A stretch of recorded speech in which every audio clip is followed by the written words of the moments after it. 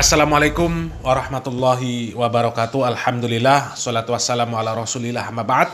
Kaum muslimin yang dirahmati Allah subhanahu wa ta'ala, kali ini kita akan menyimak video ceramah dari Pak Habib Lutfi bin Yahya. Ceramah di sebuah kuburan di acara haul, entah itu haulnya wali siapa. Kemudian di dalam ceramahnya ini Habib Lutfi bin Yahya mengatakan bahwa yang membawa Islam masuk ke Indonesia ini adalah para habaib. Dan para wali-wali itu yang dikenal dengan Wali Songo itu juga habaib. Pokoknya semua karena habaib. Makanya para habaib itu harus dipuja-puja oleh umat. Jadi umat ini terus didoktrin supaya memuliakan para habaib. Meskipun habaib itu pemabok, meskipun tukang maksiat, meskipun bodoh, meskipun gila. Bahkan kalau ada ulama tapi tidak memuliakan para habaib, maka percuma jadi ulama. Ya, itu kata mereka. Ya, dan kita langsung saja simak videonya kaum muslimin. Para beliau habaib masuk ke Indonesia betul-betul keringat, pahit. Bagaimana cara mengenalkan dia masuk rumah ke rumah? Kalau para beliau itu datang hanya dengan pakaian saja, tidak, beliau dengan ekonomi. Membawa barang-barang sehingga pintu di gedor atau kulonwun itu diterima dengan mudah karena ada wasitoh bitijaroh. Itu diantaranya. Maka wali 9 semuanya dan sebelumnya rata-rata min ahli tijaroh, artinya ekonomi. Di antara Al-Imam Ibrahim Asmarokondi, tidak satupun putranya yang tidak menjadi soleh, orang-orang yang soleh. Siapa yang pertama? Maulana Ishaq bin Ibrahim Asmarokondi, yang mempunyai putra juga tokoh fuqaha yang luar biasa di zamannya, yang mempunyai wawasan yang begitu luas. Dia sebagai seorang mufti pertama di zaman Wali 9, siapa? Sayyidi Muhammad Ainul Yakin bin Ishaq bin Ibrahim Asmarokondi. Yang kedua, Al-Imam Ali Al-Murtado. Dan ini yang banyak disalahpahami, seolah-olah Al-Imam Ahmad Rahmatillah Sunan Ampel namanya Ali dari sini.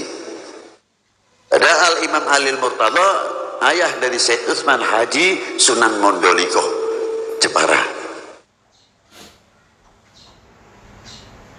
Yang ketiga, anak dari Imam Ibrahim Asmarokondi adalah Qutbil Aqtab, Syekh Masyayihil Ulama wal Auliya, alladhi jama'allahu lahu baina ilmi dhahir wal batin. Al-Imam Ahmad Rahmatillah, yang pada sore hari ini kita kholi bersama-sama. Sudah selayaknya, mengapa kita bertanya khol kepada Syekh Ahmad Rahmatillah, apakah kita mau menceritakan karomahnya saja? Tidak. Contoh yang luar biasa hari ini, sore ini, dan ini terulang setiap tahun. Karena saya kagum, tidak satupun putra-putri beliau yang tidak menjadi aulia illah. Sebagaimana Al-Habib Abdurrahman bin Muhammad Maula Dawilah yang masyhur Sakdaf. Siapa putra yang pertama? Dewi Asyitah, Zaujah Al-Imam Abdul Fattah Sultan Demak. Yang kedua, Abul Fuqara wal Masakin, kantongnya tidak pernah lepas, berlubang terus begini bekerja. Man huwa? Al-Habib Hashim atau Maulana Qasim Sunan Derajat. Yang ketiga siapa? Syekhul Ulama, Syekhul Aulia, guru daripada senopati, guru dari para sultan, guru dari para raja, guru para hadipati, bapak rakyat, bapak umat, bapak bangsa di zaman itu. Siapa? Al-Ibn Sayyid Ibrahim bin Ahmad Rahmatillah Sayyid Tuban. Yang ketiga, Al-Imam Zainal Abidin Sunan Qodindamak.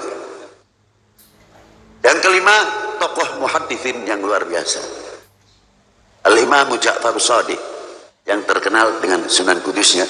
Memang kalau di dalam sejarah yang lain, Syekh Ja'far Shadiq adalah putra Utsman Haji, bukan putra Imam Ahmad Rahmatillah. Terserah, biasalah masalah khilafiyah nasab itu ya begitu itulah. Nah kaum muslimin, kata Habib Lutfi tadi, bahwasanya dulu para habaib ini datang ke Indonesia, kondisinya betul-betul berkeringat, pahit. Ya berkeringat, pahit karena apa? Apa karena di Yaman itu susah hidupnya, pahit? Kan katanya di sana ada kota para wali. Masa susah hidupnya di sana? Pahit. Sampai lari ke Indonesia. Terus pahitnya itu karena apa? Kan dagang datang ke Indonesia. Dagang. Ya nggak pahit lah. Nggak pahit. Namanya dagang. Masih pahitan rakyat Indonesia yang merebut kemerdekaan karena dijajah selama ratusan tahun oleh bangsa asing. Mereka harus kerja paksa. Ya, masa tinggal datang kok pahit? Ya. Dan kemudian kaum muslimin dari apa yang disampaikan oleh Habib ini, sepertinya beliau ini lancar banget menceritakan sejarah awal para Habib masuk ke Indonesia. Tapi bagaimana ceritanya kok sampai kuburan para wali itu banyak yang palsu? Ya? Kok bisa? Kalau ahli sejarah harusnya meluruskan sejarah. Diluruskan itu, mana kuburan yang asli, mana kuburan yang palsu. Itu banyak kuburan yang palsu. Syekh Jumatil Kubro, itu ada 4. Kemudian kuburan Sunan Bonang, kuburan Syekh Maulana Maghribi. Ya kalau cerita kayaknya ngelontok kering, hafal banget. Tapi giliran dihadapkan mana kuburan yang asli, mana kuburan yang palsu, kok malah diam 1000 bahasa. Kenapa seperti itu? Apa karena nanti kalau kuburan yang KW itu ditutup, jadi sedikit kuburan keramat, sedikit kuburan yang dihauli, dan akhirnya sedikit juga undangan ceramahnya. Ya, ini kalau cerita sejarah para wali, karomah para wali, kayaknya ngelontok kering banget, hafal banget. Tapi giliran banyak kuburan palsu, malah diem. Ya, malah justru semakin bertambah kuburan-kuburan palsu. Ditambah ada kuburan-kuburan yang dirubah-rubah. Wes, angel. Kita lanjutkan lagi kaum muslimin. Kita sekarang duduk di sini untuk bercermin. Mampukah kita mencetak regenerasi ke depan untuk meneruskan perjuangan al-ulama as-salihin? Mampukah kita meneruskan perjalanan tarekoh salafun as-salihin? Apalagi, maaf kalau saya ngomong, kita ini dijadikan Safinatun Nuh. Beliau berhasil Safinatun Nuh dalam ideologi, dalam akidah. Safinatun Nuh dalam ekonomi. Safinatun Nuh dalam bisa mempersatukan umat dan lain sebagainya. Inilah yang diberi contoh oleh beliau. Kapan kita akan meniru seperti beliau? Sehingga al-Islam bisa melahirkan tokoh-tokoh yang luar biasa. Ekonominya maju, pertaniannya maju, dan lain sebagainya. Makmur luar biasa pada waktu zaman Waliut Tis'ah. Apakah kita tidak mampu untuk bisa menirunya? Sampai sekarang masih dibuktikan. Mana kuburan Wali 9 yang sepi? Rame. Masih bisa memberi makan orang yang hidup. Tidak dari Malik Ibrahim, Zaid Muhammad Ainul Yakin, sampai Maulana Syarif Hidayatullah, non-stop orang berziarah kepada beliau. Dan orang segini banyaknya ini tidak pernah. Nanti kapan 24 ente milih apa ini? Tidak ada. Atau ente bagaimana? Tidak ada. Muwahidah ala tahqiq, bisa mempersatukan umat. Jadi para habaib ini entahlah kaum muslimin, apa standarisasi mereka untuk mengatakan seseorang itu adalah waliullah atau bukan. Masa ramenya kuburan para wali dikatakan itu bukti keberhasilan thariqah para wali. Katanya kuburan mereka sampai saat ini masih bisa memberi makan. Yang memberi makan kan Allah, bukan kuburan. Dan bukan para wali itu. Ya. Dan kalau di sana rame para pedagang, kemudian mereka ini menghasilkan penghasilan untuk makan mereka, ya itu namanya dagang. Dan dagang kenapa di kuburan? Ini lucu, dagang di kuburan.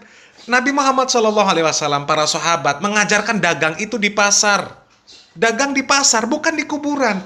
Ya. Dan kemudian kalau ramenya pengunjung, ya, kemudian bisa memberi makan orang yang ada di sana, kemudian dikatakan itu keberhasilan thariqah mereka, Maka itu ndoli, kalau nggak ditutup, banyak juga pengunjungnya. Bisa memberi makan orang yang di sana. Ya, malah terbesar se-Asia Tenggara malahan itu. Ya, masa standarisasinya seperti itu? Cobalah standarisasinya itu adalah bukti-bukti karya ilmiah. Ya, kitab-kitab tauhid, kitab-kitab fikih, kitab-kitab adab, kitab-kitab akhlak dari mereka. Kemudian kitab tersebut masih dibacakan sampai saat ini. Itu bukti bahwasanya thariqah mereka berhasil. Bukan kuburannya yang rame jadi bukti. Lah itu kuburan palsu juga rame. Ya, padahal isinya nggak ada, bukan wali. Terus itu bukti apa?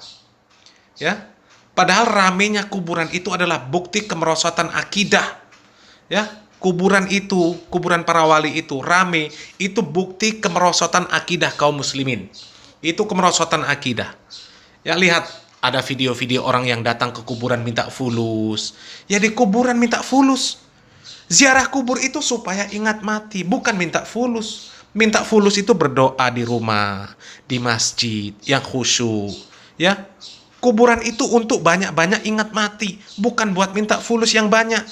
Aduh, hente kadang-kadang. Masa yang seperti ini disebut sebagai wali kaum muslimin? Wali apa? Wali murid. Ya, wali murid. Dan masa waliullah majelis ilmunya di kuburan? Sangel-angel. Ya, majelis ilmu itu di masjid kaum muslimin, di masjid, bukan di kuburan. Salam waras, salam akal sehat. Barakallahu fikum. Wassalamualaikum warahmatullahi wabarakatuh.